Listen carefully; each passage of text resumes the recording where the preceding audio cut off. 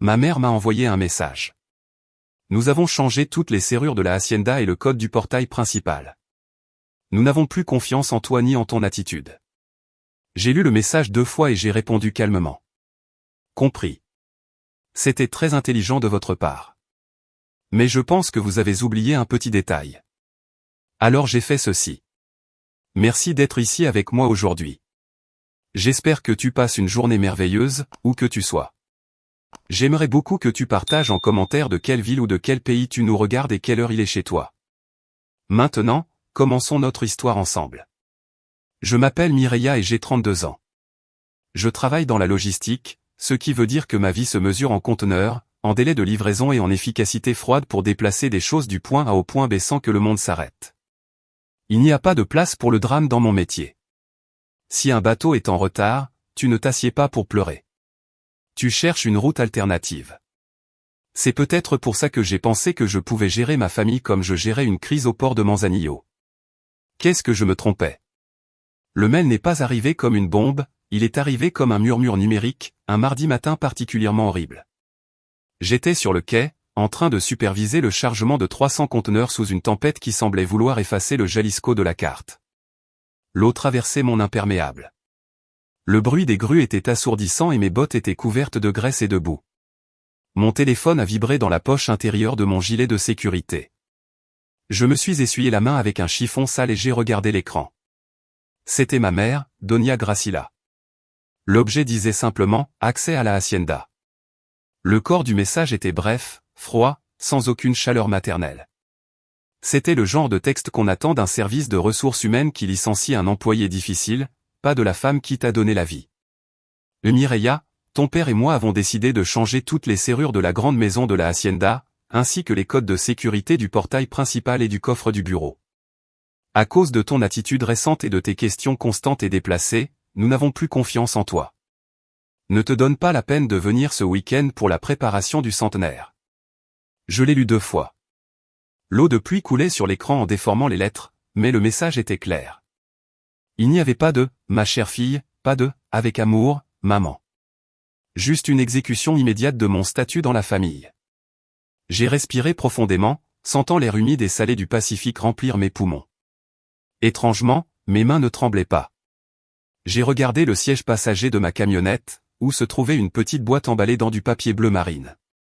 À l'intérieur, il y avait une montre ancienne, une Patek Philippe restaurée, qui m'avait coûté 6 mois de salaire et des mois de recherche. C'était le cadeau que j'allais offrir à mon père, Don Fausto, pour l'anniversaire de la distillerie. J'allais lui donner ce week-end, avec l'espoir idiot de voir cette lueur de fierté dans ses yeux, celle qu'il réservait toujours à mon frère aîné, Ramiro. Nous n'avons plus confiance en toi. La phrase résonnait dans ma tête, se mélangeant au fracas des conteneurs sur le pont du bateau. Ils n'avaient pas confiance en moi. Moi, qui avais sauvé leur précieux héritage. Moi, qui avais mangé du thon en boîte pendant des années pour que mange de la bonne viande. La tristesse que j'aurais dû ressentir a été remplacée instantanément par quelque chose de beaucoup plus froid et dur. Une clarté totale. Ce n'était pas de la douleur, c'était du calcul. J'ai ouvert le clavier du téléphone. J'aurais pu appeler. J'aurais pu crier, pleurer, supplier une explication. J'aurais pu conduire 3 heures jusqu'à la hacienda et frapper au portail jusqu'à me faire saigner les mains. Mais ça, c'est ce qu'aurait fait l'ancienne Mireia, la fille désespérée de validation. À la place, j'ai écrit seulement 9 mots. 9 mots qui allaient changer le destin de notre famille pour toujours. Compris. C'était très intelligent de votre part, mais vous avez oublié quelque chose. J'ai appuyé sur envoyer. J'ai vu l'icône de message envoyé apparaître à l'écran. J'ai rangé le téléphone et regardé les dockers continuer à travailler sous la pluie. Ils pensaient que le mauvais temps était dehors. Ils n'avaient aucune idée de la tempête qui venait de se déclencher dans ma vie. Beaucoup de gens me demandent aujourd'hui, quand je raconte cette histoire, pourquoi j'ai répondu avec autant de calme. Pourquoi je n'ai pas explosé? La réponse est simple. Quand tu as été le pilier qui soutient un bâtiment en ruine et que les personnes à l'intérieur décident de te fermer la porte, tu n'as pas besoin de la défoncer. Il te suffit de t'éloigner et de laisser la gravité faire son travail. Ils croyaient me punir. Ils pensaient qu'en changeant les serrures, ils me retiraient l'accès à ma maison. Ce qu'ils ne savaient pas, c'est qu'ils ne me laissaient pas dehors. Ils s'enfermaient eux-mêmes à l'intérieur, avec leur propre incompétence. Je suis monté dans ma camionnette, j'ai démarré le moteur et j'ai regardé une dernière fois la boîte de la montre. Joyeux anniversaire, papa, ai-je murmuré. Puis j'ai jeté la boîte sur la banquette arrière, entre des factures et des casques de sécurité. Je n'en aurais plus besoin. Ce message n'était pas le début de la guerre. C'était juste le coup de feu qui annonçait que la trêve était terminée. La guerre avait commencé 4 ans plus tôt, avec un appel téléphonique que j'aurais dû ignorer. La guerre avait commencé 4 ans plus tôt, avec un appel téléphonique que j'aurais dû ignorer. Pour comprendre pourquoi ce message a été le point de rupture, vous devez comprendre comment tout a commencé. Cela n'a pas commencé par la haine, mais par une désespérance silencieuse. C'était il y a 4 ans. Je me souviens de la date exacte, parce que c'était le jour de l'indépendance. Pendant que tout le Mexique criait « Viva Mexico », mon père m'a appelé en hurlant de panique. C'était Don Fausto. Sa voix, habituellement forte et remplie de cette autorité machiste typique des patrons du Jalisco, était fine, cassée, pleine d'une peur que je ne lui avais jamais entendue. « Mireya, ma fille, on a un problème. Un problème grave. » J'étais dans mon petit appartement à Guadalajara, en train de vérifier des tableaux Excel pour mon travail. J'étais analyste financière avant de passer à la logistique opérationnelle. J'ai toujours été la fille des chiffres, l'ennuyeuse, la pragmatique. Dans une famille qui valorisait l'image, la présentation et le charisme, j'étais invisible. Mon frère Ramiro, lui, était la vitrine. Ramiro, l'enfant en or, 4 ans de plus que moi, beau, charismatique et totalement inutile pour tous ceux qui demandaient un vrai effort. Mes parents lui avaient confié les clés de la Hacienda Agave de Plata et le contrôle de la production de tequila. Même s'il avait à peine terminé le lycée et passé plus de temps dans les combats de coq que dans les champs d'agave. Et maintenant, Ramiro, le visage de l'entreprise, avait écrasé cet héritage contre le sol. Mon père me l'a expliqué entre des sanglots étouffés, la honte lui brûlant la gorge. Ramiro, il a essayé de faire un coup rapide. Il a investi dans des contrats à terme sur l'agave avec des types de Sinaloa. Ce n'étaient pas des entrepreneurs, Mireya. C'étaient des gens dangereux. L'affaire a mal tourné. Nous devons de l'argent. Beaucoup d'argent. Et la banque a déjà envoyé une notification de saisie sur la Hacienda. Combien? L'ai-je demandé, avec un nœud dans l'estomac. 6 millions de pesos. Si on ne paie pas les intérêts et les salaires des coupeurs cette semaine, ils nous prennent tout. Et ces hommes de Sinaloa ont menacé de brûler les champs. Va à la banque, papa. Demande une restructuration, ai-je dit en essayant de rester logique. Je ne peux pas, a-t-il crié, la voix brisée. Si la banque apprend l'histoire de Sinaloa, ils gèlent nos comptes pour blanchiment d'argent, même si on n'a rien fait. Et si la communauté l'apprend, le nom Mireya, l'honneur, le qu'en dira-t-on, on deviendrait la risée du monde de la tequila. Il m'a supplié de l'aider. À moi, la fille qu'ils avaient toujours appelée trop rigide, pas assez féminine, celle qui n'avait pas le sens du contact. J'ai besoin de mon experte en chiffres, a-t-il dit. C'était la première fois qu'il me validait professionnellement. Mais il y avait une condition. Laquelle? Ramiro ne doit pas savoir que c'est toi qui nous sauves. Je suis restée silencieuse, tenant le téléphone si fort que mes doigts sont devenus blancs. Quoi? On ne peut pas laisser ton frère se sentir comme un raté, Mireya. Ça détruirait son esprit. C'est un homme, il a son orgueil. S'il sait que sa petite sœur l'a sauvé, il ne s'en remettra jamais. Tu dois être une investisseuse ange. Anonyme. Une investisseuse ange. L'ai-je répété, incrédule. Oui. On fera un contrat privé. Tu déposes l'argent sur un compte opérationnel que je contrôle. Je dirai à Ramiro et à ta mère que j'ai trouvé un partenaire silencieux de Mexico qui croit en la marque.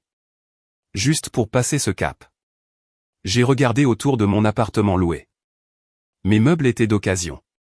Mon réfrigérateur faisait un bruit étrange. Je n'étais pas un ange. J'étais juste une femme avec un bon salaire dans une multinationale et toute une vie passée à espérer que ses parents la regardent avec admiration. Et c'est pour ça que j'ai dit oui. J'ai accepté de transférer 150 000 pesos chaque mois, de mon salaire et de mes économies, pour couvrir la dette opérationnelle et les intérêts. Le prêt opérationnel, comme il l'appelait. Avec le recul, les gens me demandent toujours. Pourquoi? Pourquoi ferais-tu ça? Pourquoi accepterais-tu ce rôle? C'est une question juste. Mais ceux qui la posent ne comprennent pas la psychologie du bouc émissaire ou de l'enfant invisible. Quand tu grandis dans une prison sans barreaux, tu apprends à survivre différemment. On ne te félicite pas pour être toi. On te félicite pour être utile. Ta valeur est liée à ce que tu peux réparer. Cette chaîne invisible est la plus lourde de toutes. Tu passes ta vie à attendre ce test final, cette seule épreuve qui prouvera enfin que tu appartiens au groupe. C'était mon test final. Je pensais qu'en les sauvant, ils me verraient enfin. Que mon sacrifice secret serait impossible à ignorer, même s'ils ne pouvaient pas le dire à voix haute. Je n'envoyais pas de l'argent. J'achetais une place à la table familiale. Convaincu qu'un jour, ils me demanderaient de m'asseoir. J'ai signé les papiers. Mon père les a rangés dans son coffre-fort. Et c'est ainsi que ma double vie a commencé. Le jour, la responsable logistique implacable. La nuit, le fantôme financier qui maintenait les lumières allumées dans un manoir où je n'étais pas la bienvenue. Ramiro, bien sûr, a avalé le mensonge sans difficulté. Ou peut-être qu'il a choisi d'y croire, parce que c'était plus facile que d'admettre son incompétence. Une semaine plus tard, il est arrivé à un repas de famille en fanfaronnant. Papa est un génie, a porté un toast Ramiro avec une tequila vieillie que j'avais payée. Et il a trouvé cet investisseur mystérieux. Il a vu le potentiel en moi, dans ma vision pour la marque. Il a dit que ma stratégie marketing est révolutionnaire. J'étais assise au bout de la table, en train de boire de l'eau. Mon père ne m'a pas regardé dans les yeux. Ma mère, Donia Gracila, souriait en caressant la main de Ramiro. On a toujours su que tu avais du talent, mon fils, dit-elle. Tu avais juste besoin de quelqu'un avec du capital qui te fasse confiance. Pas comme d'autres, lança-t-elle en me jetant un regard rapide. Et qui savent seulement compter les centimes et avoir peur du succès. J'ai avalé le nœud dans ma gorge avec l'eau. C'est moi le capital. C'est moi le succès. Mais je me suis tu. Parce que c'est ce que font les fantômes. Ils observent, ils souffrent et ils se taisent. Ce que je ne savais pas, c'est que les fantômes peuvent aussi accumuler de la colère. Et quand la colère est compressée pendant 4 ans sous des tonnes de mépris, elle devient quelque chose de très instable. Elle devient une bombe. Pendant 4 ans, j'ai payé. Chaque mois, le premier jour, mon compte bancaire saignait de 150 000 pesos. C'était une hémorragie constante, disciplinée et douloureuse. Pour maintenir ce flux d'argent, ma vie s'est rétrécie. Pendant que mes collègues de la logistique achetaient des appartements dans les quartiers chics de Zapopan et planifiaient des voyages en Europe. J'ai vendu ma voiture sportive. J'ai déménagé dans un appartement plus petit, dans un quartier où entendre des sirènes de police 2 fois par nuit n'était pas rare. J'ai arrêté d'acheter des vêtements de marque. J'ai commencé à apporter des boîtes repas au bureau, riz, haricots, thon. Mes amis me demandaient si tout allait bien, si j'avais des dettes de jeu ou si j'étais dans un problème grave. Je souriais et je disais. J'investis dans un projet familial à long terme. Et c'était vraiment du long terme.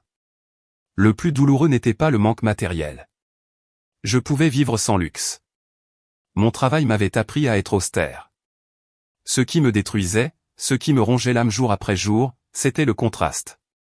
Pendant que je comptais chaque peso pour payer l'essence de ma vieille voiture. Je voyais les stories Instagram de Ramiro.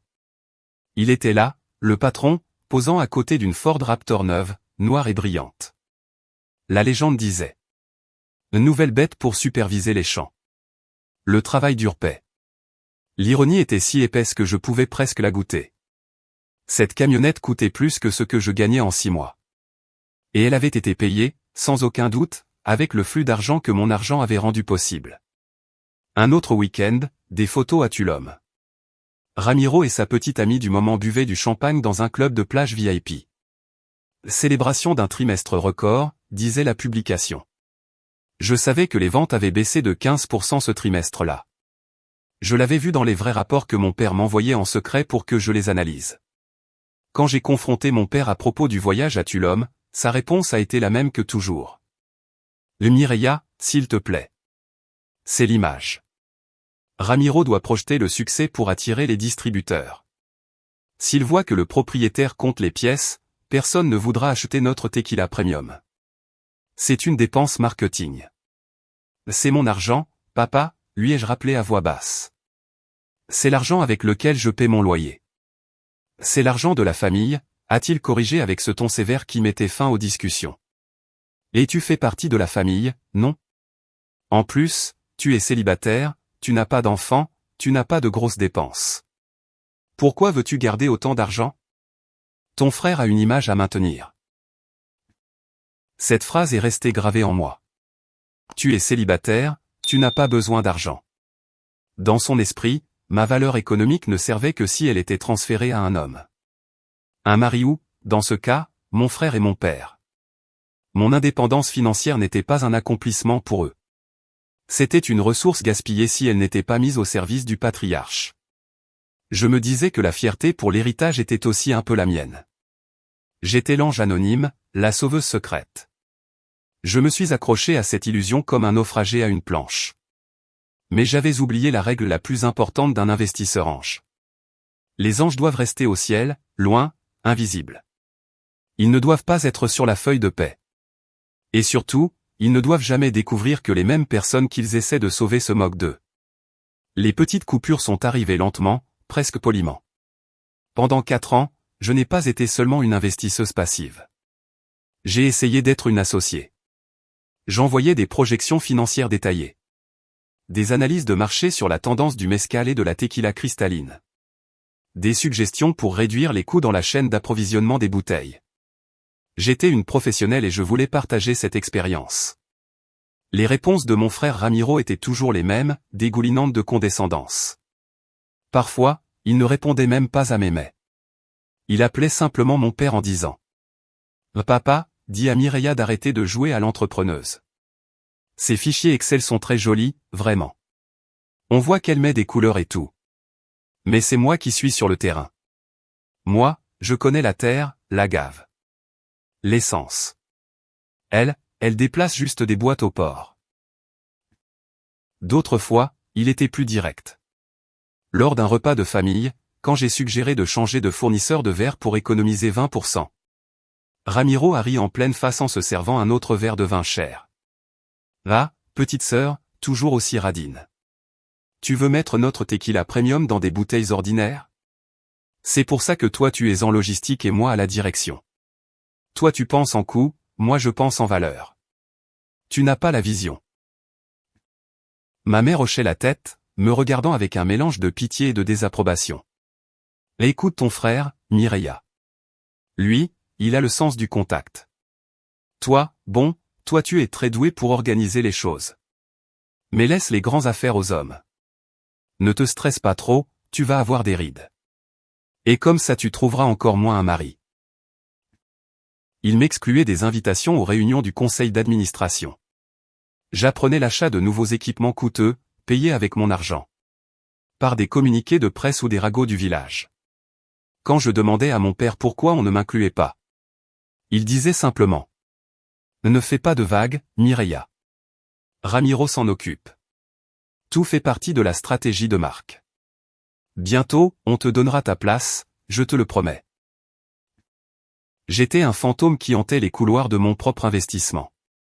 Un fantôme qui payait les factures d'électricité pour que d'autres brillent. La solitude de ces 4 années a été totale. Mes amis ne comprenaient pas pourquoi je vivais si simplement alors que je gagnais bien ma vie. Mes relations amoureuses, celles que j'ai eues, n'ont pas duré. C'est difficile d'expliquer à un compagnon pourquoi tu ne peux pas partir en vacances. Ou pourquoi tu dois répondre à des appels de panique de ton père à 3 heures du matin un mardi. C'est compliqué, disais-je. Et il partait, fatigué du drame et du mystère. Je suis resté seul. Juste moi et mes tableaux Excel. Juste moi et le solde négatif croissant de ma vie personnelle. Pendant que le solde positif de la vie de mon frère augmentait artificiellement grâce à mon sang. Mais même le sang a une limite. Et ma transfusion allait se terminer de la manière la plus brutale possible. Le point de rupture n'est pas arrivé avec un cri. Mais un dimanche après-midi, avec l'odeur de viande grillée et le son d'une musique de banda en fond. C'était une semaine avant de recevoir le message sur les serrures. La famille organisait l'un de ses repas dominicaux habituels sur la terrasse de la hacienda. J'avais été invité, ce qui était rare ces derniers temps. D'habitude, ils oubliaient de me prévenir. Je suis arrivé avec ma petite voiture modeste à l'entrée. Le garde de sécurité, dont je suis, un homme âgé qui me connaissait depuis l'enfance, m'a salué avec un sourire triste. Bonsoir, señorita Mireia. Entrez. Le jeune Ramiro est déjà arrivé avec ses amis. J'ai garé ma voiture loin de l'entrée principale, cachée derrière des buissons, comme ma mère me l'avait suggéré subtilement un jour, pour ne pas détonner avec les voitures des invités, ma fille. À l'entrée principale brillait la Ford Raptor de Ramiro, la Mercedes de mon père, et 2 BMW de ses amis influenceurs. Je me suis dirigé vers la terrasse. Non pas avec un dessert, mais avec une chemise en cuir noir. À l'intérieur se trouvait ma dernière tentative pour les sauver. J'avais passé 3 nuits sans dormir à analyser les coûts de production. J'avais découvert une énorme fuite d'argent dans le service des expéditions. Et j'avais une proposition qui permettrait d'économiser presque 500 000 pesos par an. Je suis arrivé à table. Ils étaient tous là, mes parents, Ramiro, sa petite amie Sofia. Et 2 amis de Ramiro, qui riaient à toutes ces blagues mauvaises comme des gardes du corps émotionnel. Mireia, s'est exclamée ma mère, sans se lever de sa chaise. Que c'est bien que tu sois venu. Assieds-toi là, dans le coin, le soleil tape moins. Je me suis assise. Personne ne m'a proposé à boire. Ramiro était au milieu d'une histoire sur un contrat millionnaire conclu sur un terrain de golf. J'ai attendu une pause. Ramiro, papa, ai-je dit en posant la chemise sur la table. J'ai apporté quelque chose d'important. J'ai analysé les coûts de distribution du dernier trimestre. Le silence est tombé sur la table. Ce n'était pas un silence d'intérêt, mais un silence gêné. Comme si quelqu'un avait lâché un paix pendant une messe. Ramiro a levé les yeux au ciel et a soupiré bruyamment, regardant ses amis comme pour dire « Vous voyez ce que je dois supporter. » Mireia, s'il te plaît, a dit Ramiro avec un sourire moqueur. C'est dimanche. On mange de la birria, on boit de la bière. Tu vas vraiment sortir tes papiers ennuyeux maintenant? C'est important, Ramiro, ai-je insisté en sentant la chaleur monter à mes joues. Il y a une inefficacité de 30% dans les expéditions. Tu paies des frais d'urgence inutiles. Si on change la logistique, on peut économiser 500 000 pesos cette année. Ça couvrirait les intérêts du prêt opérationnel. Ramiro a éclaté d'un rire sec. L'inefficacité? Écoute, petite sœur, tu sais peut-être déplacer des boîtes chinoises dans des conteneurs rouillés. Mais ici on parle de tequila de luxe. Mes clients veulent leurs produits maintenant. Je ne peux pas attendre tes camions lents pour économiser quelques pesos. Ça, c'est penser comme une pauvre, et nous, on n'est pas pauvres. Il ne s'agit pas d'être pauvre, il s'agit d'être rentable, ai-je répliqué, la voix plus dure. Léon n'est pas en position de gaspiller de l'argent. Les comptes? Ça suffit, a interrompu mon père, Don Fausto. Il a frappé la table avec la paume de la main, faisant teinter les couverts. Je l'ai regardé, attendant son soutien. Attendant que l'homme qui m'avait supplié en pleurant 4 ans plus tôt, l'homme qui connaissait la vérité, me défende. Mireia, range cette chemise, a dit mon père d'un ton froid. Ton frère a raison. Tu es obsédé par les centimes et tu ne vois pas l'ensemble. Ramiro est le directeur général. Il sait ce qu'il fait. S'il décide de dépenser pour des envois rapides, c'est pour le bien de la marque. Mais papa, c'est mon argent qui est gaspillé, ai-je commencé à dire en baissant la voix pour que les amis de Ramiro n'entendent pas. C'est l'argent de l'entreprise, m'a-t-il coupé en chuchotant avec colère. Arrête d'agir comme si tu étais la propriétaire. Tu n'es qu'une prêteuse, et une prêteuse très agaçante. Ton rôle était d'aider, pas de contrôler. Si tu viens gâcher nos repas avec ton attitude de comptable frustré, alors ne viens plus. J'ai eu l'impression de recevoir une gifle. J'ai regardé ma mère. Elle était occupée à servir encore plus de sauce à Ramiro, évitant délibérément mon regard. Oh, Mireia, a dit ma mère dans le vide. Tu es toujours trop intense.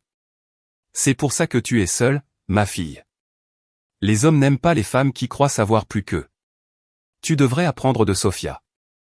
Regarde comme elle est gentille et calme, à soutenir son homme. Sofia m'a adressé un petit sourire vide.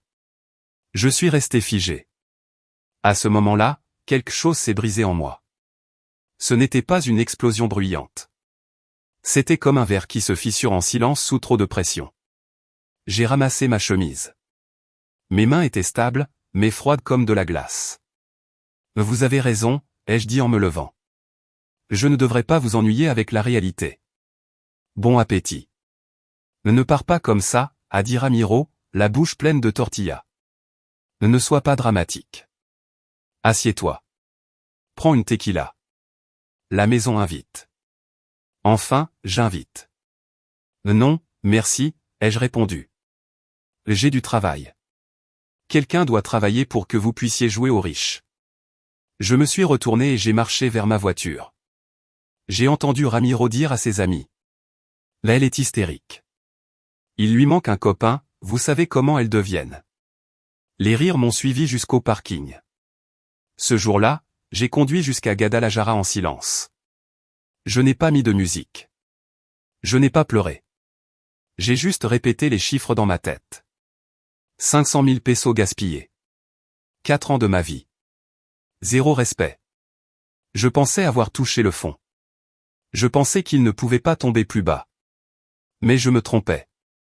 La véritable trahison, le coup final, est arrivé une semaine plus tard, par email. Et cette trahison a transformé ma tristesse en une soif de vengeance froide et calculée. Le point de rupture final n'est pas arrivé avec un cri ni avec une dispute. Il est arrivé de façon digitale, silencieuse et mortelle, un mardi soir. J'étais dans mon appartement en train d'équilibrer mes propres finances. Je me demandais si je pouvais me permettre de payer une meilleure assurance santé. Ou si je devais transférer cet argent supplémentaire sur le compte opérationnel de la famille. Car le paiement des primes de fin d'année approchait. Je sentais cette pression familiale sur la nuque. Cette douleur sourde qui ne disparaît jamais complètement. Mon téléphone a vibré. Une notification de mail. C'était de ma mère, Gracila. Parfois mon esprit mélange les prénoms pour se protéger de la douleur. Mais c'était bien Doña Gracila. L'objet disait. Un plan pour la fête du centenaire, liste des invités. J'ai froncé les sourcils. Personne ne m'avait parlé des détails de la fête. À part pour me dire de ne pas déranger. J'ai ouvert l'email. C'était une chaîne transférée. Ma mère, dans son infinie incompétence technologique, avait dû appuyer sur « transférer » au lieu de « répondre ». Ou alors mon nom s'était complété automatiquement par erreur. Quand elle essayait de l'envoyer à ma tante. J'ai fait défiler le message, passant sa note vide. Pour arriver au message original. Il venait de Ramiro et était adressé à mon père. Papa, j'ai revu la liste des invités pour la table principale du centenaire. J'ai rayé Mireia. Honnêtement, papa, l'ange devient trop bruyante avec ses suggestions. La semaine dernière, elle a failli nous faire mal paraître devant les gars. Avec ses petites chemises de pauvre. J'ai continué à lire, sentant le sang se glacer dans mes veines. Là, elle pose trop de questions sur les projections du 4e trimestre. Et sur l'argent de l'achat des terrains. Utilisons cette chance stupide qu'elle nous donne pour redresser l'entreprise. Et après on verra. Mais pour la fête, elle n'a pas besoin d'être là. C'est trop risqué qu'elle commence à parler de chiffres. Avec les vrais investisseurs ou la presse. En plus, son image ne colle pas. Elle a l'air amère et bon marché. Mon sang s'est arrêté. Chance stupide. C'est comme ça qu'ils appelaient mes économies de toute une vie. Mes sacrifices. Mais ce n'était pas encore le pire. Juste en dessous, il y avait la réponse de ma mère à mon père. La réponse qu'elle m'avait transférée par accident. Gracila, je suis d'accord avec Ramiro, Fausto. Gère-la simplement. Dis-lui que nous apprécions son aide. Mais invente quelque chose pour qu'elle ne vienne pas. Dis-lui qu'on a changé la sécurité ou un truc comme ça. Cette fête est pour les gens importants. Pour les vrais investisseurs, pas pour elle. Assure-toi juste que les chèques continuent d'arriver et d'être encaissés. Au final, elle n'est qu'une invitée avec un portefeuille, pas une associée. Elle ne ressemble même pas à de la famille avec cette attitude. Une invitée avec un portefeuille. L'écran est devenu flou pendant une seconde. Ce n'était pas une insulte. C'était un titre de poste. C'était ma description officielle dans la famille. Validée par le conseil d'administration de mon propre sang. Tous les sacrifices. Les vacances annulées. Les humiliations. Les années passées à me convaincre que je sauvais l'héritage familial. Tout était un mensonge. Je n'étais pas de la famille. J'étais une ligne de crédit. Je n'étais pas une sauveuse. J'étais une victime d'escroquerie. Je n'étais pas leur fille. J'étais leur distributeur automatique. L'illusion ne s'est pas seulement brisée. Elle s'est évaporée. À sa place, il n'est resté qu'une clarté froide et dure. Comme l'acier des conteneurs que je gérais. Ils n'étaient pas simplement incompétents. Comme je m'étais forcé à le croire pour leur trouver des excuses. Ils étaient malveillants. Ils étaient manipulateurs. Ils n'avaient jamais vu mon argent comme un prêt. Ils le voyaient comme un droit. Comme un tribut que je devais payer. Pour le privilège de porter leur nom. Et jamais, pas une seule fois. Ils ne m'avaient vu, moi. Je me suis levé de mon bureau. Je suis allé dans la cuisine. Et je me suis servi un verre d'eau. J'ai regardé ma main qui tenait le verre. Elle était parfaitement stable. Je n'étais pas en colère. Plus maintenant. La colère est chaude. La colère est passion. Ce que je ressentais, c'était la fin de la passion. Je n'étais même plus blessé. C'était simplement terminé. L'ange pointait sa carte de sortie. Le service était fini. Je n'ai pas pleuré. Je n'ai rien jeté. Je n'ai pas fait les 100 pas. Je suis resté assise là pendant 1 minute. Sentant cette clarté froide se poser sur moi comme une armure.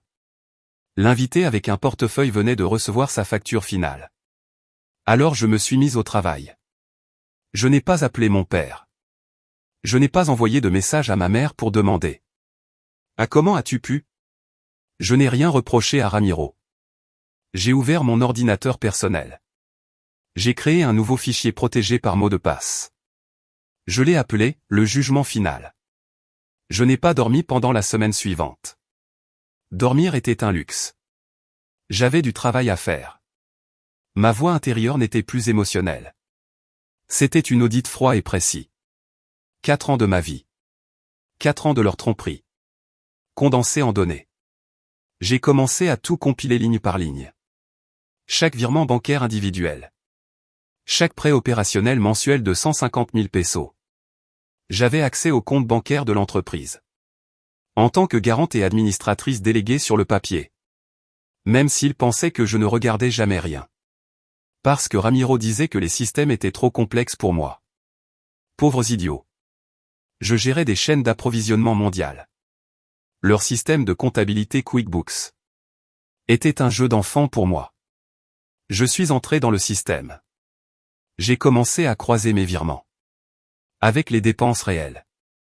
J'ai regardé le total au bas du tableau augmenter. 1 million. 3 millions. 5 millions. 7 millions et demi de pesos. Transférés en 4 ans. Puis j'ai regardé les sorties d'argent. Ligne par ligne. Chaque email condescendant de mon frère Ramiro. Ceux où il disait que mes projections financières étaient jolies.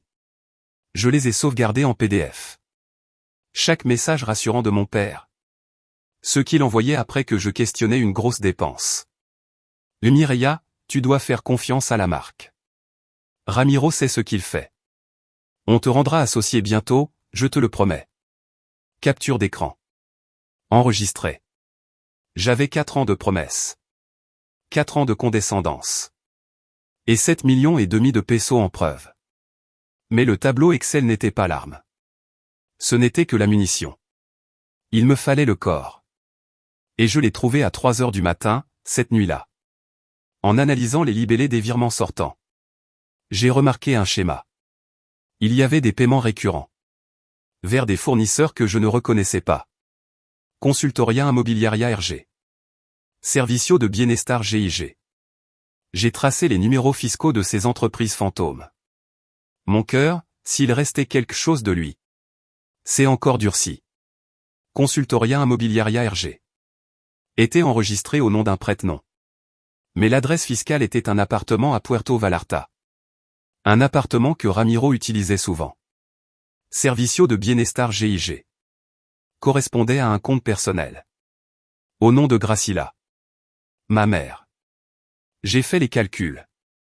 Sur les 7,5 millions de pesos. que j'avais envoyés pour les opérations et les salaires. Seulement 3 millions avaient réellement servi à payer les coupeurs, les bouteilles et les impôts. Les autres 4,5 millions avaient été détournés. 4,5 millions de pesos. Ramiro avait vidé l'argent. Ce n'était pas de l'incompétence. C'était du détournement de fonds. C'était de la fraude. Il avait utilisé mon argent pour payer l'hypothèque de son appartement secret à la plage, pour ses paris sur les combats de coqs et les casinos en ligne, et pour acheter cette Ford Raptor. Et ma mère.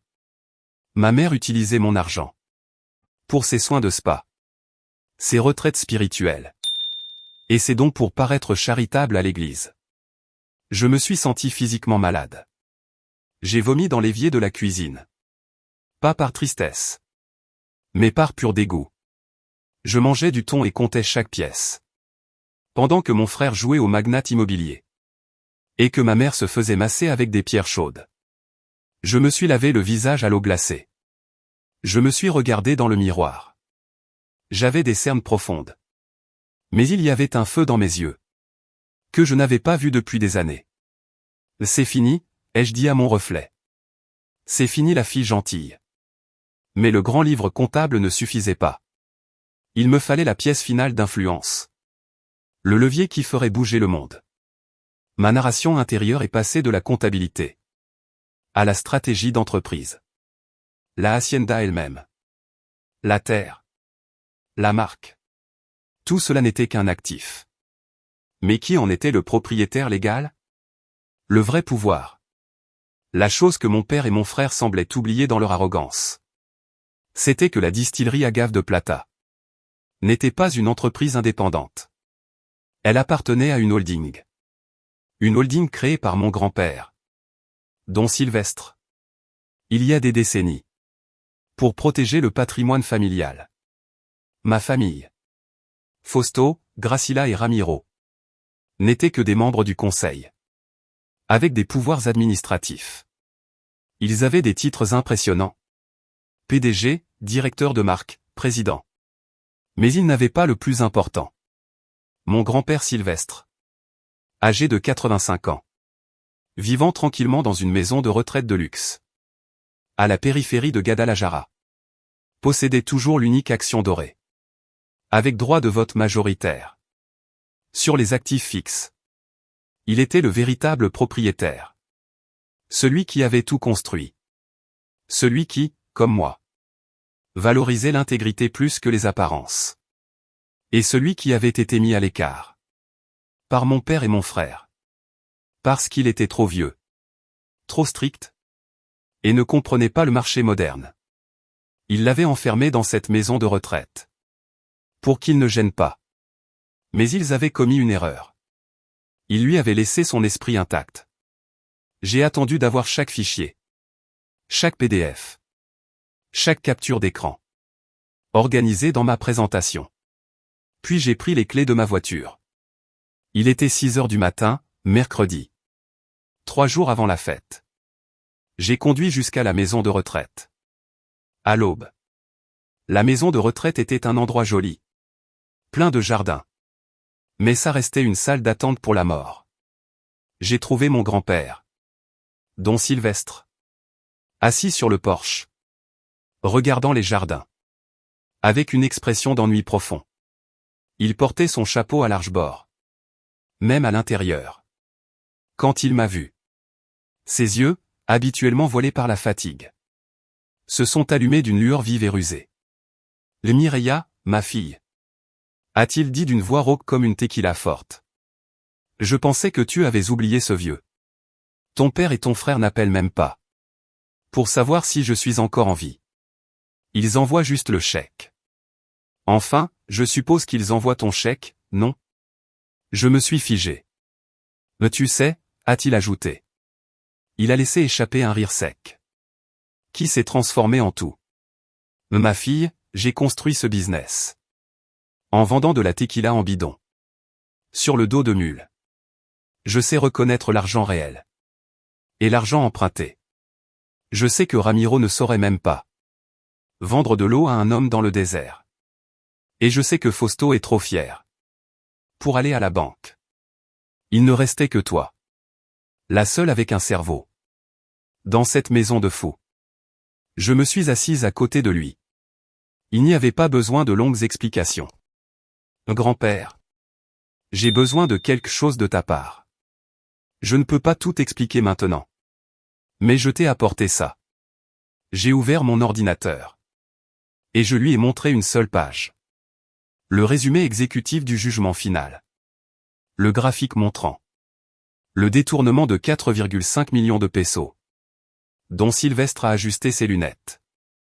Il a lu. Son visage s'est durci.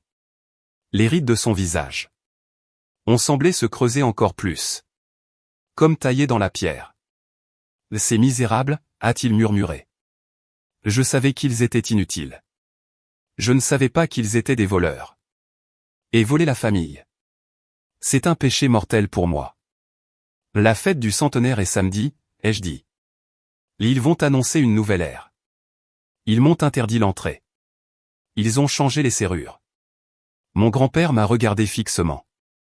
Qu'est-ce que tu veux faire, Mireia? Je veux récupérer ce qui est à moi. Et sauver ce que toi tu as construit. Mais je ne peux pas le faire seul. J'ai besoin de ton vote. J'ai besoin que tu me donnes ta représentation légale dans la holding. Un long silence s'est installé. On n'entendait que le chant des oiseaux. Et le bruit lointain d'une tondeuse. Je pouvais l'imaginer réfléchir. Il me connaissait. Il savait que je ne demanderais ça. Que si c'était la seule solution. C'est le moment, n'est-ce pas?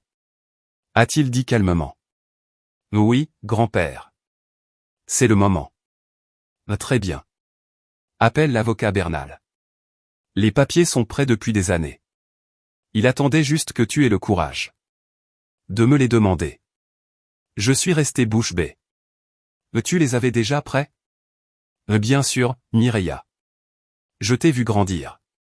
Je t'ai vu faire les devoirs de Ramiro. Je t'ai vu réparer les dégâts de ton père. Je savais que ce jour viendrait. Soit tu te brisais. Soit tu prenais les commandes. Je suis content que tu aies choisi de prendre les commandes. Nous avons appelé l'avocat. Nous avons signé les documents. Devant notaire. Le même après-midi. Mon grand-père m'a donné le pouvoir total et irrévocable sur ses actions. Et son vote à l'Assemblée. Avant de partir, il a mis la main dans sa poche. Et en a sorti quelque chose. C'était une vieille clé en fer. Grande et lourde. Tachée de rouille. Ah tiens, a-t-il dit. En la posant dans ma main. Ils ont changé les serrures électroniques. Et les codes du portail principal, n'est-ce pas? Oui. Des idiots. Ils ont oublié que cette hacienda a été construite en 1920. Cette clé ouvre le portail de service arrière. Celui qui donne sur l'ancien chemin de terre. Et la porte de la cave souterraine. Qui mène au salon principal. Cette serrure est mécanique. Pas numérique. Ils ne l'ont jamais changée. Parce qu'ils ne savent même pas que le tunnel existe. J'ai serré la clé froide dans ma main. Merci, grand-père. Ne me remercie pas. Donne-leur une leçon. Et Mireia. Oui. Mets la robe rouge. Celle que ta mère dit. Être trop voyante. J'ai souri pour la première fois depuis des jours. Un sourire sincère. Et dangereux. Je le ferai. Quand j'ai raccroché avec l'avocat et que je suis rentré dans mon appartement. J'ai relu le message de ma mère. Nous n'avons plus confiance en toi. C'est à ce moment-là que j'ai envoyé ma réponse de 9 mots. Compris. C'était très intelligent de votre part, mais vous avez oublié quelque chose. Puis j'ai éteint mon téléphone. Le silence est une arme sous-estimée. Les gens comme ma famille. Des gens narcissiques qui vivent de l'attention et du drame. Ne savent pas gérer le vide. Ils s'attendaient à une dispute. Ils s'attendaient à ce que j'aille à la hacienda pour crier. Afin qu'ils puissent appeler la police. Et jouer les victimes. Ils s'attendaient à de longs messages. Où je supplierais pardon. Ou demanderais des explications. En ne leur donnant rien. Je leur ai coupé l'oxygène. Pendant les 3 jours suivants. Je me suis préparé. Je suis allé chez l'esthéticienne. Je me suis coiffé. Pas pour une fête, mais pour un couronnement. Je suis allé dans une boutique haut de gamme. Et j'ai acheté la robe. Une robe rouge sang. Structurée, élégante. Et tranchante comme un couteau. J'ai acheté des talons aiguilles. Avec lesquels je pouvais marcher. Sur leurs égaux. Sans vaciller. Pendant ce temps. J'allumais mon téléphone secondaire. Uniquement pour surveiller le chaos. Le bombardement digital. A commencé 24 heures. Après mon silence. D'abord, mon père a laissé 5 messages vocaux. Message 1. Mireia, qu'est-ce que ça veut dire ton message? Rappelle-moi. Message 3. Ne sois pas infantile. On est très occupé avec la fête. Ne fais pas de bêtises. Message 5. Mireia, le fournisseur du traiteur dit que le chèque a été refusé. Tu étais censé faire le virement hier. Mireia, répond. Bien sûr. J'avais coupé le flux d'argent immédiatement. Ensuite, Ramiro. Une rafale rapide de messages. Arrête de jouer. On a besoin de l'argent pour le digi. Tu m'ignores. Je te préviens, si tu gâches ça, je te tue. Puis. Mireia, s'il te plaît. Papa a la tension très élevée. Ne fais pas ça. Je te promets qu'après la fête on parle. Et on t'explique tout. Libère juste les fonds. Et enfin, ma mère. La tactique de la culpabilité. Ma fille, j'ai mal au cœur. Comment peux-tu être aussi vindicative? Nous sommes ta famille. Le qu'en dira-t-on va nous détruire. Si la fête se passe mal. S'il te plaît, sois la plus grande personne. Sois la fille gentille que j'ai élevée. La fille gentille. Cette phrase m'a donné envie de rire. La fille gentille était morte. Il l'avait tuée. Avec un email transféré. J'ai relu leurs mots. Tu es des invités. Tu es une invitée avec un portefeuille. Et j'ai presque ri. Ramiro était un employé. Qui essayait d'interdire l'entrée. À l'actionnaire majoritaire. Lors de l'assemblée annuelle. C'était presque mignon. Le vendredi soir. La veille de la fête. J'ai préparé ma mallette. À l'intérieur. J'ai mis mon ordinateur. Une copie papier du jugement final. Le document notarié. Du vote par procuration de mon grand-père. Et la clé en fer rouillé. Je me suis regardé dans le miroir. Je ne voyais plus. L'investisseuse ange naïve. Je ne voyais plus. La petite sœur soumise. Je voyais la propriétaire. Le piège était prêt. Il ne restait plus qu'à attendre qu'ils y entrent. Ce qui nous amène à ce matin-là. J'ai conduit jusqu'à Tequila, dans l'état de Jalisco. Le trajet a duré 2 heures. Entre des champs d'agaves bleues. Qui s'étendaient sous le soleil. Comme une mer d'épines. Je n'ai pas allumé la radio. J'ai seulement conduit. En répétant les chiffres dans ma tête. 7,5 millions de pesos. 4,5 millions en fraude. Une action dorée. Il s'attendait à une scène émotionnelle. Devant le portail principal. Ils avaient placé des agents de sécurité supplémentaires. Avec ma photo. Pour m'interdire l'entrée. Ils n'avaient aucune idée. Que je n'allais pas entrer par la porte principale. Et ils n'avaient aucune idée. Que je ne venais pas seul. Sur la banquette arrière. Couverte par une couverture. Pour ne pas attirer l'attention. Avant le moment précis. Se trouvait mon arme secrète. Enfin, pas dans ma voiture exactement. Mais dans une camionnette adaptée. Qui me suivait. À quelques kilomètres de distance. Je suis arrivé à l'arrière de la hacienda. Le chemin de terre était envahi par les mauvaises herbes. Oublié depuis des années. Par la négligence de Ramiro. J'ai coupé le moteur. Le silence de la campagne était lourd. J'ai pris la clé en fer. Mes mains ne tremblaient pas. Mes talons se sont légèrement enfoncés. Dans la terre sèche. Pendant que je marchais. Vers le vieux portail de service rouillé. La clé a tourné. Avec un grincement métallique. Fort et désagréable. La porte s'est ouverte. L'odeur de la gave cuit. Et de la terre humide. M'a frappé. C'était l'odeur de mon enfance. L'odeur de mon héritage. L'odeur qu'ils avaient salie. Par leur avidité. J'ai avancé dans l'obscurité du tunnel. Qui menait à la cave. Et de là au salon principal. La fête allait commencer. Et j'étais la surprise principale. J'ai laissé ma voiture cachée. Dans les herbes sèches. Loin des valets. Qui garaient des BMW. Et des Mercedes. À l'entrée principale. L'air de la nuit dans le Jalisco. Était chargé d'électricité. Ou peut-être que c'était simplement. Mon adrénaline. Qui vibrait sous ma peau. J'ai enlevé mes chaussures plates de conduite. Et j'ai mis mes talons aiguilles rouges. Ce que ma mère disait. Être trop agressif. Pour une demoiselle correcte. Aujourd'hui. L'agressivité était nécessaire. Je me suis dirigé vers l'entrée de service. La vieille porte en bois. Renforcée de fer forgé. Était couverte de lianes mortes. Personne ne l'avait utilisée. Depuis des années. Ramiro ne savait probablement même pas. Où se trouvait cette porte. Et encore moins. Où était la clé. Et il ne se serait jamais abaissé. À entrer par l'endroit. Où entraient les domestiques. Et les tonneaux sales.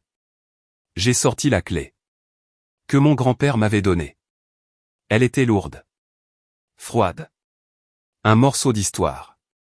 En fer fondu. Mes mains étaient toujours calmes. Il n'y avait pas de peur. Seulement une tranquillité glacée. La même que je ressentais. Avant de signer. Un contrat risqué au port. Le bruit de la serrure qui cédait. A été aigu. Comme un cri dans l'obscurité. J'ai poussé la porte. L'odeur m'a envahi. Ça ne sentait pas le parfum cher. Ni les fleurs artificielles. De la fête au-dessus. Ça sentait la terre humide. L'agave fermentée.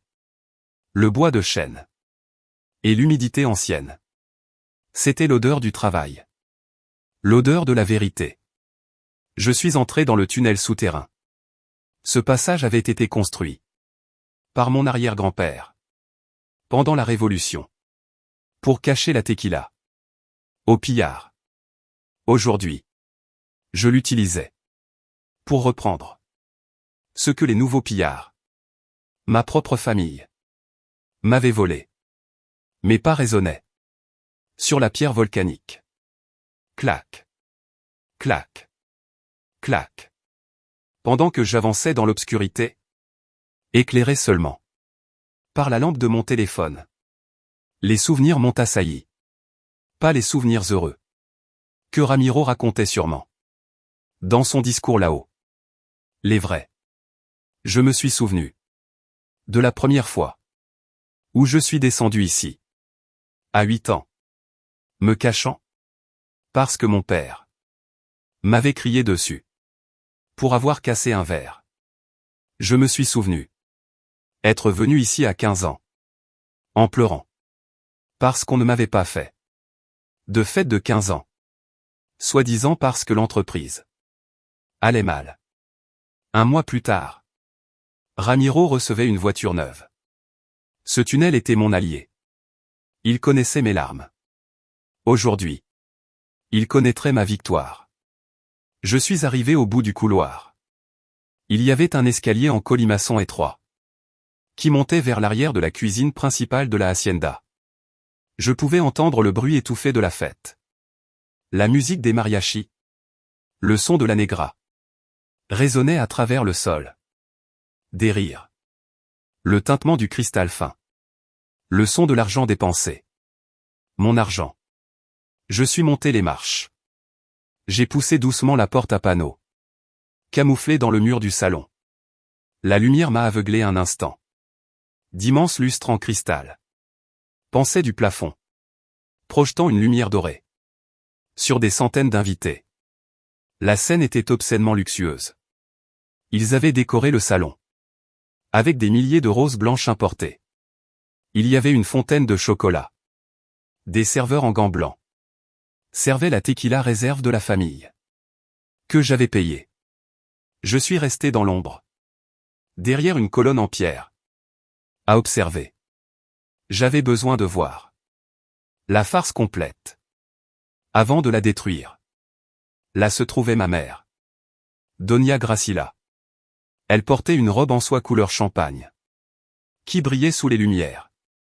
Elle riait avec la femme du gouverneur, lui touchant le bras, avec cette familiarité fausse qu'elle avait perfectionnée. Elle avait l'air heureuse. Elle avait l'air soulagée.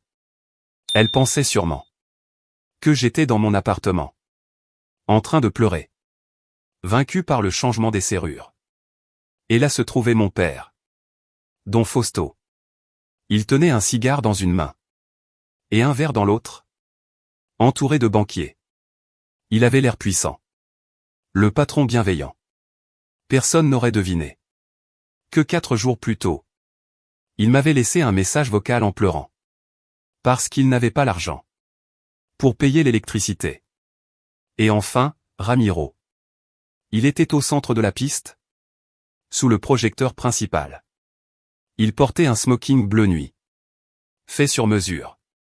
Il racontait une histoire, gesticulant largement. Ses amis, la cour des parasites, riaient aux éclats, même quand la blague n'était pas drôle. Ramiro brillait, avec cette confiance du médiocre, qui n'a jamais eu à payer pour ses erreurs. Les voir ainsi, si à l'aise dans leur trahison, si sûr que j'étais inoffensive, a fait se durcir quelque chose dans ma poitrine. La dernière trace de la fille gentille est morte derrière cette colonne. J'ai ajusté ma robe rouge. Ce n'était pas une robe de fête. C'était une déclaration de guerre. Rouge sang. Rouge alerte. Rouge déficit. Je suis sorti de l'ombre.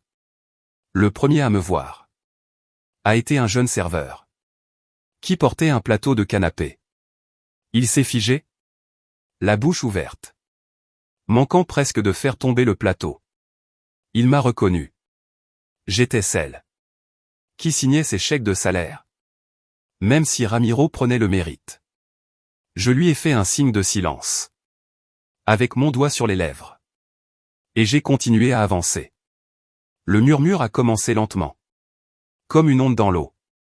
Une dame de la haute société m'a vu et a donné un coup de coude à son mari. Ce n'est pas la fille déshéritée ? A-t-elle murmuré assez fort pour que je l'entende. Mon Dieu, regarde cette robe. On dirait qu'elle vient à un enterrement. Ou pour tuer quelqu'un. J'ai marché dans l'allée centrale, mes talons frappant le marbre, avec un rythme hypnotique. La foule s'est ouverte sur mon passage. Un mélange de curiosité et de peur instinctive.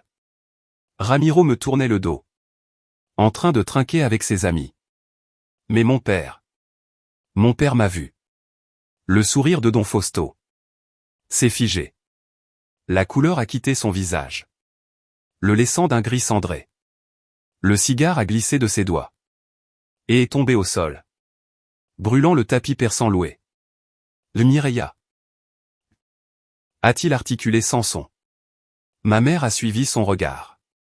Elle s'est retournée et a laissé échapper un petit cri étouffé, portant la main à sa poitrine, juste sur son collier de diamants. Sécurité. Le cri de Ramiro a brisé la musique. Il s'était retourné, en voyant le visage de ses parents. Sécurité. Sortez cette personne d'ici. Tout de suite. La musique des mariachis s'est arrêtée brutalement. Le silence est tombé sur le salon, comme une couverture lourde. 2 agents de sécurité, de grands hommes, en costume noir, avec des oreillettes, ont couru vers moi. Depuis les côtés. Ils étaient nouveaux. Ramiro les avait engagés. Spécialement pour ça. Pour être sûr que sa sœur folle ne gâche pas sa soirée. Je me suis arrêté. Au milieu de la piste. Je n'ai pas levé les mains. Je n'ai pas reculé. Stop, ai-je dit. Ma voix n'était pas un cri. Mais elle résonnait. Avec l'autorité. De quelqu'un habitué. À donner des ordres. Dans des ports bruyants. Les agents ont hésité une seconde. Déconcertés par mon calme. Mademoiselle. Vous devez nous suivre. A dit le plus grand. En essayant de me saisir le bras. Vous n'êtes pas sur la liste. Ne me touche pas. Ai-je dit doucement. En le regardant dans les yeux.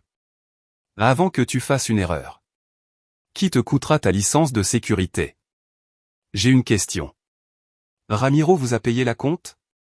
Le garde a cligné des yeux. Ah comment? Mon frère. Celui qui crie là-bas. Il vous a payé les 50% d'avance. Comme c'est la norme. Ou il vous a dit qu'il vous paierait à la fin de la soirée. Avec l'argent des cadeaux en liquide. Le garde a échangé. Un regard nerveux. Avec son collègue. J'avais touché juste. Il a dit qu'il y avait eu un problème avec le virement? A admis le garde à voix basse. Bien sûr, ai-je souri. Parce que le compte, depuis lequel il vire l'argent, est à mon nom. Et je l'ai gelé ce matin. J'ai mis la main dans mon sac à main. Les gardes se sont tendus. Peut-être en pensant que j'allais sortir une arme.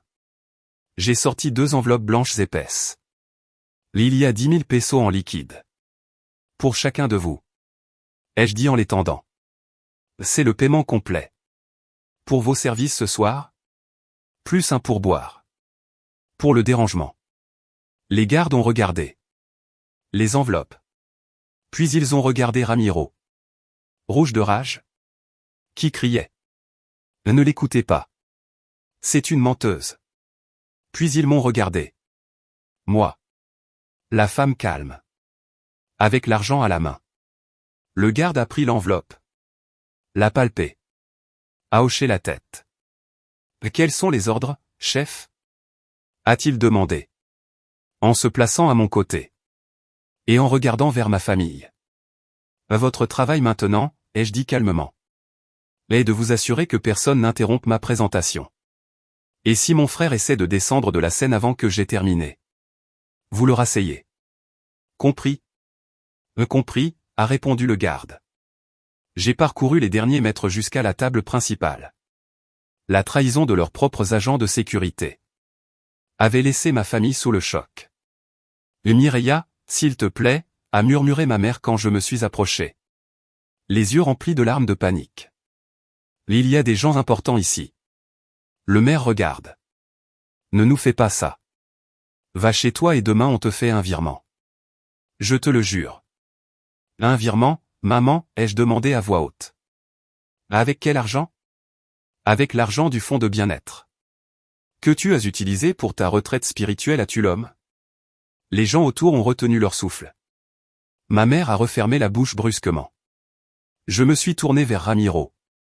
Qui se tenait au pupitre. Agrippé au micro comme à une bouée de sauvetage.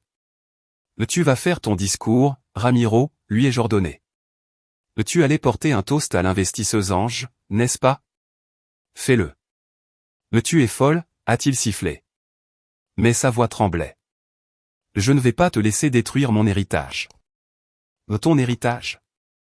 J'ai ri. Je suis monté sur les marches de la scène.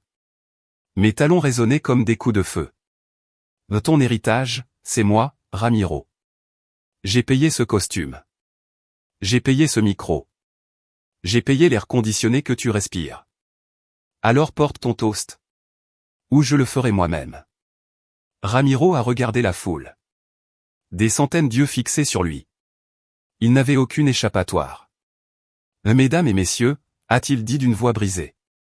Ma sœur est un peu perturbée. Mais je voudrais quand même porter un toast à la famille. Non, les jeux interrompus. En me plaçant à côté de lui. Et en lui retirant le micro de la main.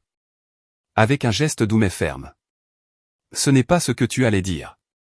Tu allais porter un toast. À ton ange investisseur naïf. À l'idiote qui a cru en toi. Je me suis tourné vers la foule. Bonsoir. Je m'appelle Mireia. Et je suis l'idiote. Qui a payé cette fête? J'ai sorti mon ordinateur portable de la mallette. J'ai débranché le câble du système de Ramiro.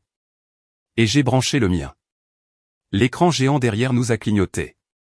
Le logo des agaves de Plata a disparu. À sa place est apparue une diapositive noire. Avec des lettres blanches.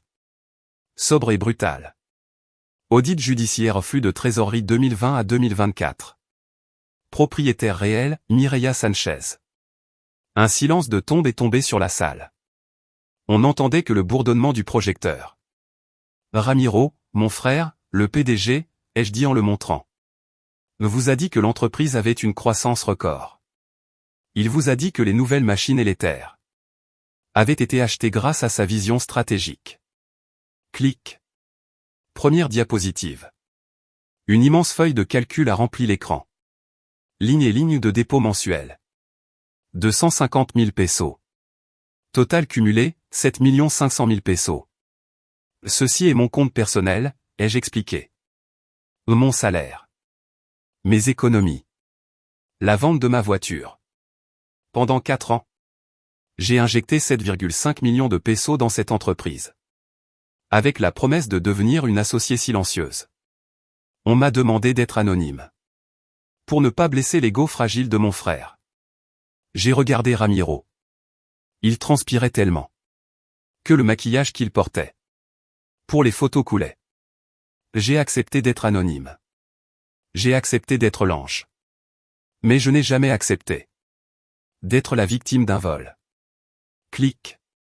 Deuxième diapositive. Destination des fonds. L'écran s'est divisé en deux. À gauche. Les besoins de l'entreprise. À droite. Les dépenses réelles. Il y a une semaine, ai-je continué. Ma famille a changé les serrures de la hacienda. Et m'a envoyé un message disant qu'elle n'avait plus confiance en moi. Que je n'étais qu'une invitée avec un portefeuille. Ça m'a rendue curieuse. Alors j'ai audité les comptes. J'ai pointé la colonne de droite. L'élément numéro 1. 1,2 million de pesos. Libellé, rénovation de machines de broyage. Réalité, achat automobile de luxe. Produit, Ford Raptor 2024. Immatriculé au nom personnel de Ramiro Sanchez. La salle a éclaté en murmures. C'est la camionnette dehors, a crié quelqu'un. Ramiro a essayé de se jeter sur moi. Éteins ça. C'est faux. C'est un montage. Le garde de sécurité l'a bloqué d'un seul bras. Et l'a repoussé sur sa chaise. Asseyez-vous, jeune homme. Laissez la dame terminer. Je n'ai pas ralenti. L'élément numéro 2. 2,5 millions de pesos. Libellé, achat de terres agricoles. Réalité, transaction immobilière Costa Dorada. Un condominium face à la mer à Puerto Vallarta. Usage exclusif de Ramiro et de ses associés. Je me suis tourné vers ma mère. L'élément numéro 3. 800 000 pesos. Libellé, don à une fondation caritative. Réalité, paiement à des cliniques de chirurgie esthétique. Spa de luxe et boutique de créateurs à Polanco. Ma mère a sangloté bruyamment. Se couvrant le visage avec ses mains. Non, ce n'est pas vrai. Je prie pour cette famille. Tout était pour l'image de l'entreprise. Ta rhinoplastie était pour l'image de la tequila, maman? Ai-je demandé froidement. Parce que la facture est ici. J'ai avancé vers la dernière diapositive. C'était la capture d'écran de l'email. Elle n'est qu'une invitée avec un portefeuille, pas une associée. Assure-toi juste que les chèques continuent d'arriver. J'ai laissé le temps aux invités de lire. Ils m'ont appelé invité, ai-je dit. Ma voix se brisant pour la première fois. Pas de tristesse. Mais de rage contenue. Ils ont dit que mon argent était une chance stupide. Ils ont dit que je ne méritais pas d'être à cette table. J'ai refermé l'ordinateur d'un coup sec. Le bruit a résonné comme un tir. L'écran est devenu noir. Vous avez raison. Je ne suis pas une invitée. Et cette fête est terminée. En tant que seule créancière de cette dette. Et détentrice des billets à ordre arrivés à échéance. Je déclare cette administration en faillite technique. Pour fraude. Mon père s'est levé. Tremblant de rage et d'humiliation. Tu ne peux pas faire ça. Tu es ma fille. Je suis le président du conseil. J'ai les actions. Sécurité. Sortez-la d'ici. Je suis le propriétaire. À correction. A résonné une voix grave et rauque. Depuis l'entrée principale. Toutes les têtes se sont tournées. Là, dans un fauteuil roulant. Poussé par l'avocat Bernal. Se trouvait mon grand-père. Don Sylvestre, le fondateur. Il portait son chapeau charreau. Malgré ses 85 ans. Ses yeux brillaient. Avec l'intensité d'un faucon. Tu n'es pas le propriétaire, Fausto. A dit mon grand-père. Sa voix amplifiée par le silence. Tu es un administrateur. Et un très mauvais. Mon père s'est effondré sur sa chaise. Je pensais que tu étais. Que tu ne pouvais pas sortir de la maison de retraite. Le Mireya m'a sorti. A dit mon grand-père. Pendant que l'avocat le poussait vers l'avant. Là elle a eu le respect. Que vous avez perdu. Mon grand-père a pris le micro. Que je lui tendais. Devant les témoins présents. Et le notaire public ici à mes côtés. A-t-il dit en montrant l'avocat Bernal. J'active officiellement. Mon action dorée. De la holding Agave de Plata. Je destitue immédiatement. Fausto et Ramiro Sanchez. De tous leurs postes de direction. Pour détournement de fonds. Et fraude corporative. Il m'a regardé. Il a posé sa main ridée. Sur la mienne. Et je nomme. Mireya Sanchez. Directrice générale unique. Et exécutrice de mon patrimoine. La hacienda est à elle. Le coup a été final. Ramiro a vomi. Sur ses chaussures vernies. Ma mère s'est évanouie. Mon père est resté immobile. Regardant le vide. Voyant son empire de cartes. S'effondrer en quelques secondes. L'exode a été rapide. Et brutal. Les invités de la haute société. N'ont pas d'estomac. Pour la tragédie réelle. Ils préfèrent le drame mis en scène. Quand ils ont vu la police. Entrer dans la salle. Pour prendre des déclarations. Les amis de Ramiro. Ont disparu comme des cafards. Quand on allume la lumière. En moins de 30 minutes. Le grand salon était vide. Il ne restait que. Les restes de la fête. Ballons dégonflés. Verre à moitié plein. Odeur rance de nourriture froide. Et le silence lourd de l'échec. Ma famille était regroupée. Autour d'une table sur le côté. Comme des naufragés. Sur un radeau. Je me suis approché d'eux. Le bruit de mes talons. Était le seul son audible. Le Mireya. A commencé ma mère. Elle s'était remise de son évanouissement. Et était maintenant. Dans la phase de négociation hystérique. Elle a attrapé ma robe rouge. Ma fille, s'il te plaît. C'était une erreur. Un malentendu. On peut arranger ça. On est une famille. Le sang est plus épais que l'eau. Je me suis dégagé. D'un geste sec. Le sang est aussi collant, maman. Et je suis fatigué. D'en être couverte. Qu'est-ce que tu vas faire? A demandé mon père. Il ne me regardait pas. Il regardait le sol. Vaincu.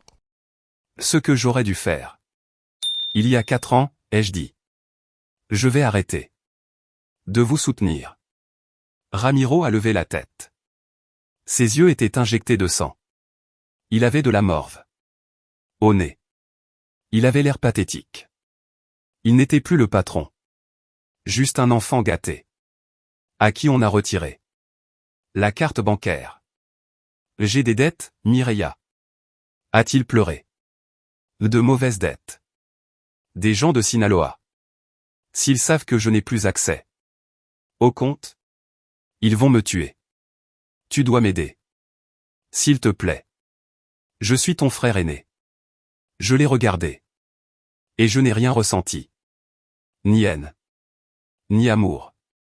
Juste une immense fatigue. Je te conseille de vendre la camionnette, Ramiro. Et l'appartement à Vallarta. Et tes montres. Et tes costumes. Avec ça, tu pourras payer tes amis dangereux. Ils vont tout me prendre. A-t-il crié. Bienvenue dans la réalité. Lui ai-je dit. En me penchant vers lui. Pour qu'il voie mes yeux. C'est comme ça que vit le reste du monde. On travaille pour payer ce qu'on doit. On ne vole pas sa famille. Tu es un monstre, a crié ma mère. Laissez ton frère à la merci de ces gens. Dieu te punira. Le Dieu a été très occupé à vous regarder me voler. Ai-je répondu calmement. Je pense qu'il prend une pause maintenant. Je me suis tourné vers le chef de la sécurité, dont je suis escorté les ex-dirigeants vers la sortie. Ils ont 1 heure pour récupérer leurs affaires personnelles. Au bureau. Uniquement des affaires personnelles. S'ils essaient de prendre un ordinateur ou un document, appelez la police. C'est ma maison, a hurlé mon père en se levant. Je suis né ici. J'ai payé l'hypothèque pour éviter la saisie.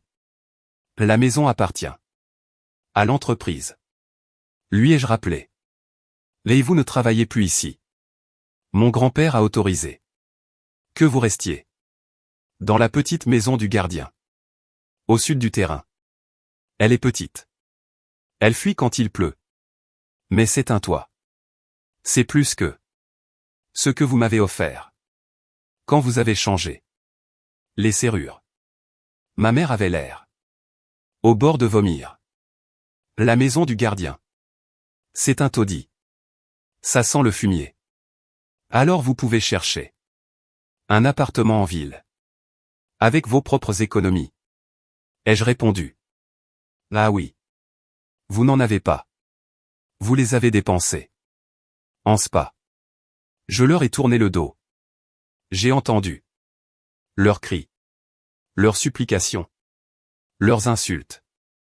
Mais pour la première fois de ma vie, leur voix me semblait lointaine. Comme une radio mal réglée. Ils n'avaient plus aucun pouvoir sur moi. Le lendemain matin n'a rien eu de poétique. C'était administratif. Je suis arrivé au bureau principal à 7 heures du matin. La porte en verre sur laquelle était écrit PDG Ramiro Sanchez était entr'ouverte. À l'intérieur, le bureau était vide. Il restait seulement des marques dans la poussière. Là où se trouvait autrefois des photos de lui-même. Je me suis assise dans le fauteuil en cuir. Il était trop grand. Conçu pour un homme qui devait compenser sa petitesse. Dont je suis entré. Avec une boîte à outils. Chef, qu'est-ce qu'on fait? Des serrures? Change-les toutes? Ai-je dit. Physique et électronique. Je veux de nouveaux codes. Et je veux que les empreintes digitales de mon père et de mon frère soient supprimées du système biométrique. C'est fait. J'ai passé le reste de la journée à licencier des gens. C'était douloureux, mais nécessaire. J'ai licencié le comptable qui avait aidé à maquiller les comptes. J'ai licencié le directeur marketing, un ami de fête de Ramiro, qui ne connaissait même pas la différence entre un actif et un passif. J'ai licencié la secrétaire personnelle de mon père, qui savait pour les détournements et n'a jamais rien dit. À midi, le bureau était silencieux.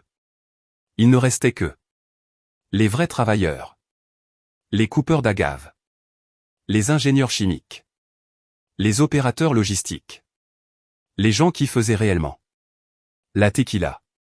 Je les ai réunis Dans la cour. Ils étaient nerveux. Ils avaient peur. Que la nouvelle patronne, la femme de la ville, ferme l'usine. Je me suis tenu devant eux. Encore en tenue de travail. Sans maquillage. Je ne vais pas fermer. Leur ai-je dit. Mais les choses vont changer. Fini les primes pour les dirigeants. Pendant que vous attendez vos salaires. Fini les voitures de luxe. Pendant que les tracteurs rouillent. À partir d'aujourd'hui, cette entreprise parlera du produit, pas de l'image. Il y a eu un silence tendu. Puis un vieux coupeur d'agave, les mains durcies par le travail, a levé son chapeau. Si vous payez à temps, patronne. Nous, on travaille. C'est tout ce qu'on demande. Je vous paierai à temps. Ai-je promis? Et je vous paierai ce qu'on vous doit. De l'année dernière. Ça viendra. De la vente des actifs. De mon frère. Pour la première fois. J'ai vu des sourires sincères. Pas les sourires faux de la fête. Mais des sourires de soulagement. Cet après-midi-là. J'ai vu depuis ma fenêtre. Une grue emportée. La Ford Raptor de Ramiro. La banque l'avait saisie. C'était la plus belle vue que j'avais eue depuis des années. Les mois suivants ont été difficiles. Les gens pensent que la vengeance est un plat sucré qui se savoure au moment du triomphe. Ce n'est pas vrai. La vengeance laisse un goût amer et beaucoup de nettoyage. J'ai dû gérer les créanciers de Ramiro. J'ai dû aller à la police pour témoigner sur la fraude. J'ai dû supporter que mes oncles et cousins me bloquent sur WhatsApp et parlent mal de moi. Dans tout le village. Ils m'appelaient la fille ingrate, la sorcière. Qui avait mis ses parents à la rue? Personne ne disait qu'ils m'avaient volé. La seule chose qui comptait pour eux, c'était que j'avais brisé la règle sacrée du silence familial. La solitude était réelle. Certaines nuits, je m'asseyais seul dans l'immense salon de la hacienda, écoutant l'écho de mes propres pas. Il me manquait l'idée d'une famille. Pas ma famille, mais l'idée d'en avoir une. Il me manquait les dîners du dimanche, même s'ils étaient faux. Un soir, mon téléphone a sonné. C'était ma mère. Le Mireya. Sa voix était petite. Il y a une fuite dans le toit de la petite maison. Et il fait froid. J'ai senti le vieux réflexe revenir. L'envie automatique de réparer. Je pouvais leur envoyer de l'argent pour un chauffage. Je pouvais appeler un réparateur dès le lendemain. Puis j'ai regardé mon compte bancaire. Pour la première fois depuis 4 ans. Il était positif. J'ai regardé mon reflet. Je n'avais plus de cernes. Je n'avais plus cette douleur constante dans la nuque. Appelle la maintenance, maman. Ai-je dit. Vous avez un budget pour les réparations. Remplis le formulaire. Je suis ta mère. Je ne sais pas remplir un formulaire. Alors mets un pull. Ai-je répondu doucement. Bonne nuit. J'ai raccroché. J'ai pleuré. Pendant 10 minutes. Puis je me suis essuyé les larmes. Je me suis servi un verre de ma propre tequila. Et j'ai continué à travailler. La liberté a un prix. Ce prix, c'est que parfois, tu dois être le méchant dans l'histoire de quelqu'un pour pouvoir être le héros dans la tienne. Aujourd'hui, 6 mois plus tard, la hacienda Agave de Plata est redevenue rentable. Nous ne sommes pas les plus grands, ni les plus luxueux. Nous n'avons pas D'influenceur as-tu l'homme? Mais notre tequila est honnête. Et nos comptes sont clairs. Mon grand-père vient. Tous les jours. Il s'assoit sur le porche. Boit son café. Et me regarde diriger. Il ne me dit plus quoi faire. Il me regarde. Avec fierté. Hier, j'ai retrouvé la montre. Patek Philippe. Au fond d'un tiroir. Le cadeau. Que je n'ai jamais donné. À mon père. J'ai pensé la vendre. Mais elle avait une énergie lourde. Je suis allé au poste de sécurité. Dont je suis surveillé. Les écrans. Dont je suis. Lui ai-je dit. Merci de m'avoir ouvert la porte. Cette nuit-là. Je lui ai donné. La boîte bleue. Patronne. Ça vaut plus que ma maison. A-t-il dit. Les yeux pleins de larmes. Ça vaut la loyauté. Ai-je répondu. Porte-la en bonne santé. Je suis sorti. Dans les champs d'agave. Le soleil se couchait. Colorant les pointes des plantes. D'un bleu argenté. J'ai respiré profondément. L'air sentait la liberté. J'ai compris. Que mon véritable héritage n'était pas cette terre. Mon héritage. C'était d'avoir brisé le cycle. D'avoir cassé la chaîne de l'abus.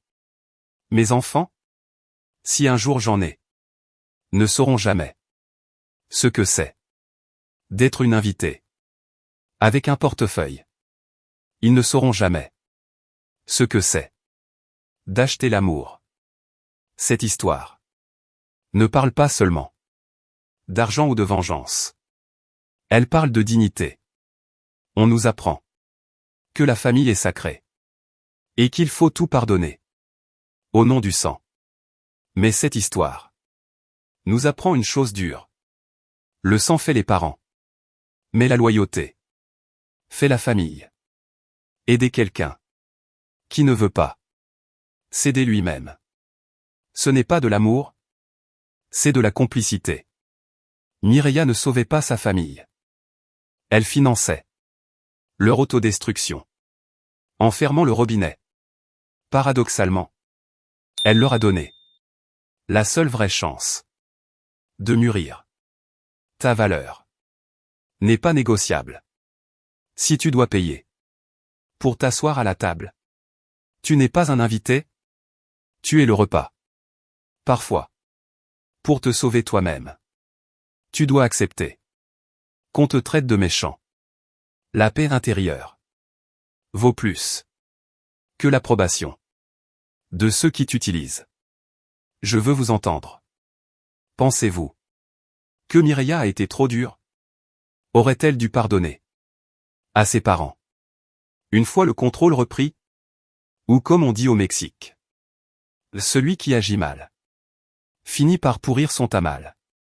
Si cette histoire t'a fait ressentir le feu de la justice, ou si elle t'a appris à poser des limites, écris good en commentaire.